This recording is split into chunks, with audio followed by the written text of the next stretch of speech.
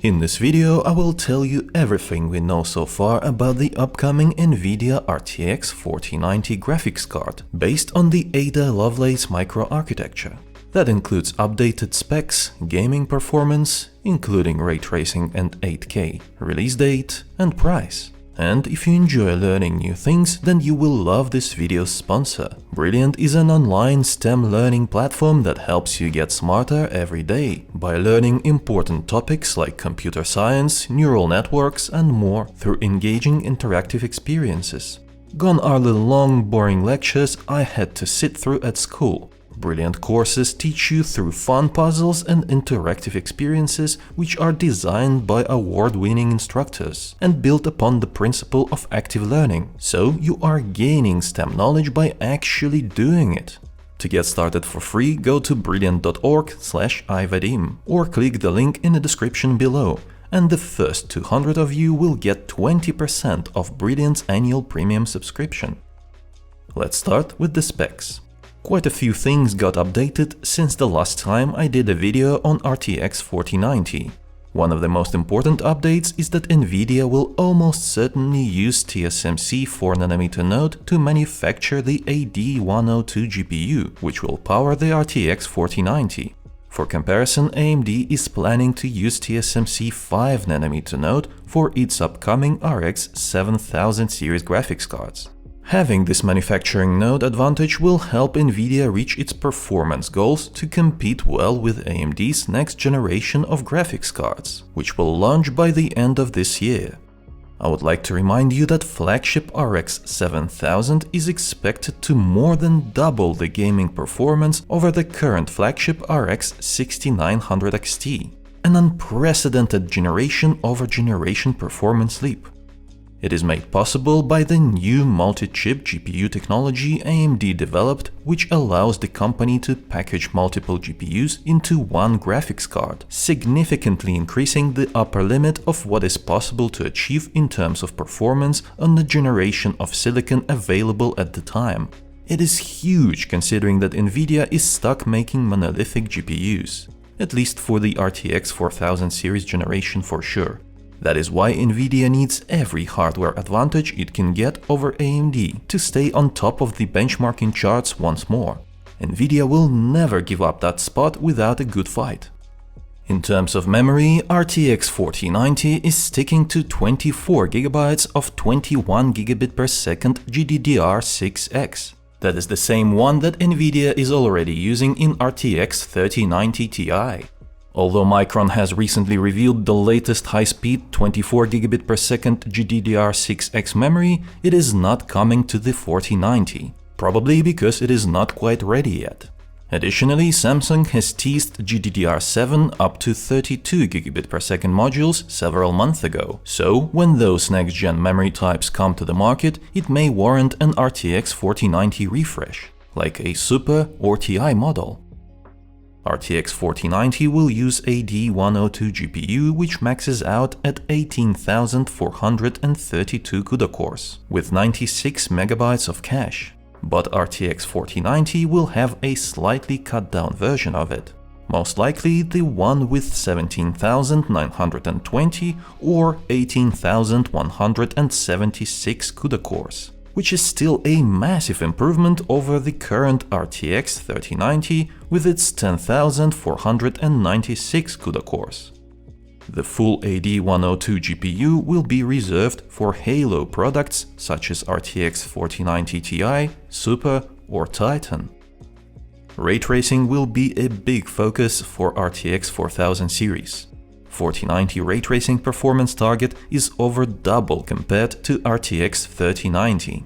Expect amazing-looking AAA games such as Metro Exodus to be able to run at over 200 FPS using maxed-out ray tracing quality at 1440p resolution without enabling DLSS. Resident Evil Village maximum graphics quality with ray tracing set to Ultra at 1440p should run at close to 300 FPS.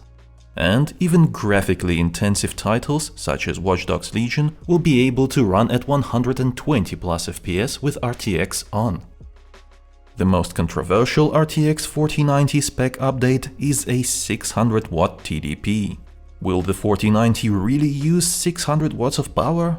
Must I remind you that NVIDIA already has custom RTX 3090 Ti models on the market right now that use over 500 watts. And those are comfortably cooled by massive air coolers without noise or heat dissipation issues.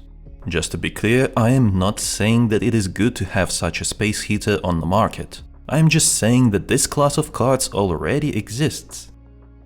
Now let's talk about RTX 4090 gaming performance. Knowing the updated specs, I am now even more confident that my earlier estimation of 80% gaming performance improvement over RTX 3090 is pretty accurate. By the way, that 80% target is not just my guess. It is based on a number of leaks coming from inside of the NVIDIA team. So let's check out what kind of FPS you can expect in 8K and 4K gaming. 8K gaming may be possible in some less demanding AAA games running at 60 FPS average. However, I don't expect 4090 to be able to run more demanding games such as Cyberpunk 2077 or Watch Dogs Legion in 8K resolution natively. DLSS will be required. By the way, NVIDIA is working on DLSS 3.0. Yet another improvement to an already good image upscaling tech is very welcome in my opinion. I think that DLSS, FSR and XeSS image upscaling technologies are the future. They will open up 4K gaming to mid-range GPUs and 8K gaming to high-end GPUs. 4K gaming on an RTX 4090 will be a different story. It should comfortably run most AAA games at high frame rates, 178 FPS average. Cyberpunk 2077 is one of the most GPU-demanding games right now. Even so, expect to see about 87 FPS average on high-quality preset. That is a massive jump from a 48 FPS average on RTX 3090. Rainbow Six Siege represents easier-to-run games on this list. With 387 FPS average, it brings competitive gaming to 4K resolution. So, with the arrival of RTX 4090, it will actually make more sense to own a 240Hz 4K monitor. Both products are not out yet, but will be by the end of this year. Other AAA games will also run very well, 119 FPS average in Assassin's Creed Valhalla on ultra-high preset. I expect to see around 140 FPS average in Far Cry 6 using ultra-quality preset.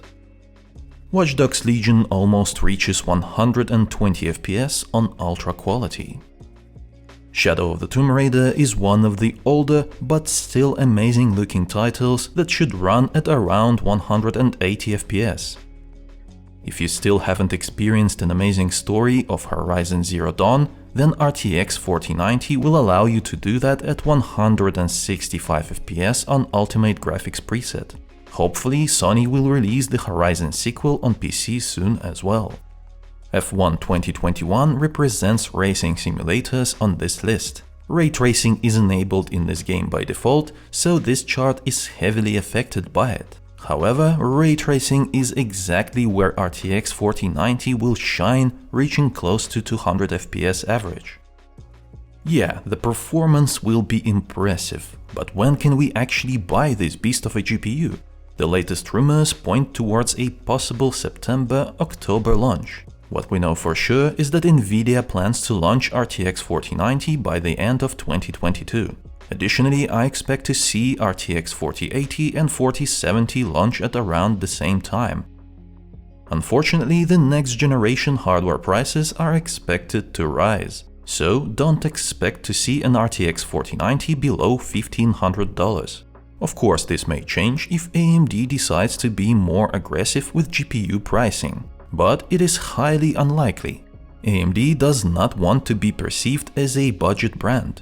The upcoming Radeon RX 7000 series GPUs are expected to be better or comparable to NVIDIA's RTX 4000 series. So, there is no doubt that AMD will seek to increase its profit margins the same way it did when Ryzen 5000 series CPUs initially launched. What do you think about it? I am waiting to read your comments. And don't forget to like this video if you enjoyed it. It was I, Vadim. Until next time.